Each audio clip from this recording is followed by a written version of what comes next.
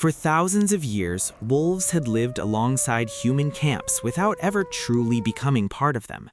They remained wild predators, cautious and independent, approaching only when hunger outweighed fear. Yet something subtle had already begun to change. It was not a sudden decision, nor the result of humans taming wild animals. Instead, it was the quiet outcome of countless encounters, repeated over hundreds of generations. Every wolf responded differently to the presence of people. Some fled the moment they detected the scent of smoke. Others watched from a safe distance before disappearing into the darkness. But a small number tolerated human activity just a little longer. They remained farther downwind, circled abandoned camps after people had moved on, or cautiously investigated discarded bones once the danger had passed. Those tiny behavioral differences, almost impossible to notice within a single lifetime, slowly began to shape survival itself. Human camps were unlike any other place in Ice Age landscapes. They concentrated food, warmth, and predictable activity in one location. Hunters left behind broken bones, scraps of meat, animal hides, and other remains that attracted scavengers. For a hungry wolf, these leftovers represented an opportunity that required far less energy than chasing large prey across frozen plains.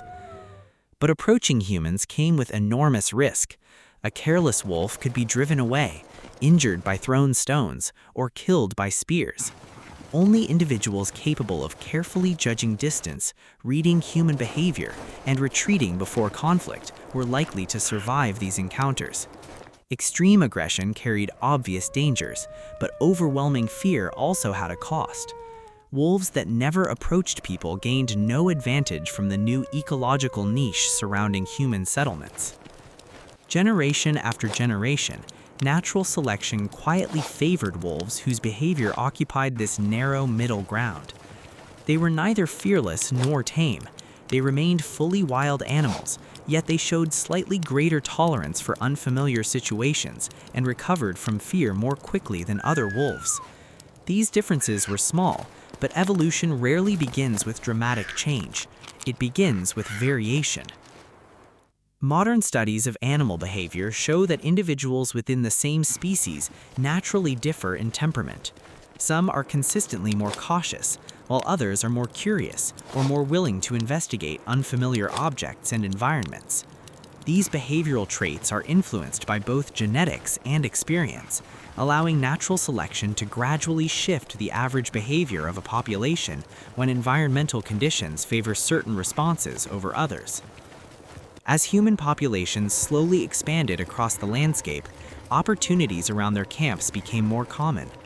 Wolves that could safely exploit these opportunities often required less energy to find food than wolves relying entirely on traditional hunting. During harsh winters or periods when prey became scarce, even a modest advantage could determine whether an individual survived long enough to reproduce. The change did not happen everywhere. Most wolves continued living exactly as they always had, hunting wild prey and avoiding people whenever possible.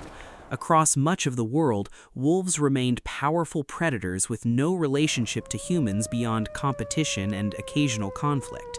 Only certain populations living near particular human communities experienced the conditions that gradually favored increased tolerance. This process was invisible to the people living at the time. No hunter would have recognized that one wolf stood slightly farther from the tree line before retreating, or that another lingered a few moments longer after a campsite had been abandoned. To them, wolves were simply wolves, yet across many generations, these nearly imperceptible differences slowly accumulated. The wolves themselves were changing as well. Individuals that frequently observed humans became increasingly familiar with predictable patterns of human movement. They learned when camps were active, when people departed to hunt, and when discarded remains could be approached with the lowest possible risk. This was not cooperation nor trust. It was cautious adaptation driven entirely by survival. Scientists studying the early stages of domestication often describe this process as self-selection rather than human control. Instead of people deliberately choosing animals to tame, the environment surrounding humans created new selective pressures. Animals best suited to those conditions gradually became more common over time, while individuals less suited to them continued following the older ecological path. The transformation remained almost invisible. The wolves did not suddenly look different. Their bodies, coats, teeth, and powerful jaws remained perfectly adapted for life as predators. If two wolves stood side by side, one living far from people and another occasionally scavenging near human camps, few visible differences would have separated them. The most important changes were occurring inside their behavior, long before their appearance began to change.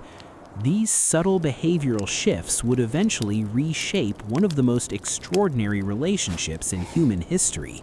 But at this moment, the future remained impossible to see. Neither humans nor wolves understood that evolution had already begun moving in a new direction. The first steps toward the domestic dog were not taken with ropes, cages, commands, or training.